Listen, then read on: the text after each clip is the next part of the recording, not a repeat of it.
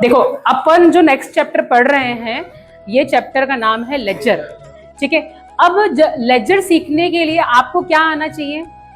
Journal entries. ठीक है, मैं आपको एक एग्जांपल देती हूँ एक जर्नल एंट्री का, और उसका हम लेजर कैसे बनाते हैं वो सीखना है हमें।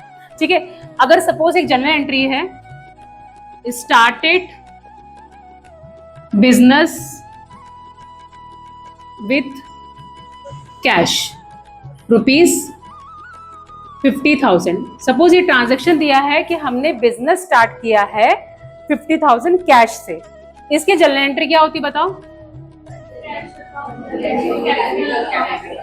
इसकी जर्नल एंट्री होती है cash account, very good, cash account debit to capital account. ठीक है, अमाउंट हो जाएगा 50,000। अब लेजर किसको बोलते हैं? जब हम इनके सेपरेट सेपरेट अकाउंट बनाते हैं। ठीक है, अब यहाँ पे कौन से दो अकाउंट ओपन होंगे? एक कैश अकाउंट और एक दूसरा होगा कैपिटल अकाउंट।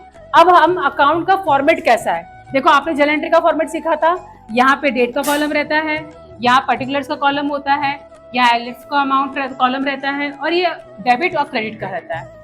ठीक है, अगर मैं बात करूं कि लेजर कैसे बनाते हैं, मेरे को यहाँ जगह नहीं है इसलिए मैं थोड़ा रफ कर रही हूँ। अब लेजर कैसे बनाते हैं कि अब हमें यहाँ पे दो अकाउंट ओपन करने पड़ेंगे। एक तो अकाउंट हमारा खुलेगा कैश अकाउंट। इसका फॉर्मेट कैसा है? ये डेट का कॉलम रहता है, ये पर्टिकुलर्स का कॉलम होता है, ये जेएफ का कॉलम होता है, और ये अमाउंट का कॉलम होता है। अगेन ये डेट का, ये पर्टिकुलर्स का, ये जेएफ का, ये अमाउंट का। ठीक है, तो यहाँ जो है, ये जो साइड है यहाँ तक, ये डेट लिख रही हूं मैं, ये पर्टिकुलर्स लिख रही हूं, ये जेएफ, ये अमाउंट। अगेन यहाँ पे डेट, पर्टिकुलर्स, जेएफ, अमाउंट। ठीक है, ये साइड आपका अमाउंट तक का साइड डेबिट कहलाएगा, और यहाँ डेट से आगे स्टार्ट हो गया अमाउंट तक का साइड क्या कहलाएगा? क्रेडिट। मतलब आपका लेफ्ट हैंड साइड डेबिट है और राइट हैंड साइड क्रेडिट है। ठीक है, ये है हमारा कैश अकाउंट। अब हम लोग कैपिटल अकाउंट भी बना लेते हैं, उसका ही फॉर्मेट तैयार कर लेते हैं। कैपिटल अकाउंट का फॉर्मेट तैयार कर लेते हैं। ये डेट का कॉलम, ये पर्टिकुलर्स, ये एलएफ, ये amount. Again date, particulars, LF, amount. ठीक है, ये डेट हो गया, ये पर्टिकुलर्स लिख देंगे हम, ये एलएफ, ये सॉरी जेएफ आएगा, JF, amount, date, particulars, JF, amount. अब देखो हम पोस्टिंग कैसे करते हैं। ठीक है, हमने जर्नल एंट्री क्या लिखी है? Cash account debit to capital account.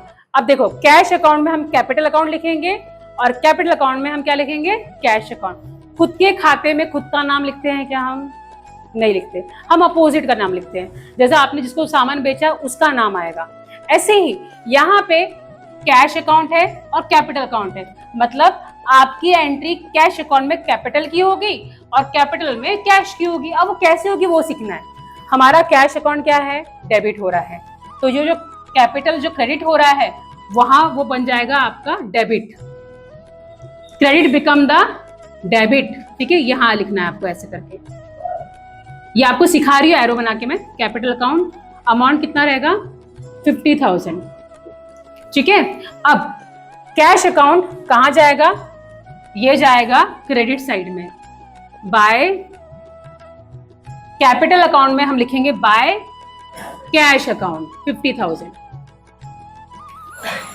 समझ में आ गया? अभी तो इसको पूरा कंप्लीट करना रहता है, आपके पास बहुत सारे ट्रांजैक्शंस आते हैं, फिर हम डेट वाइज कंप्लीट करते हैं। ये आपको मैंने बताया है कि पोस्टिंग कैसे होती है। मतलब आपको अगर आपको एक ट्रांजैक्शन है तो दो अकाउंट खुलेंगे, और अपोजिट में पोस्टिंग होती है। आपका कैश के अकाउंट में कैपिटल की एंट्री लिखोगे, और कैपिटल के अकाउंट में कैश की एंट्री लिखोगे।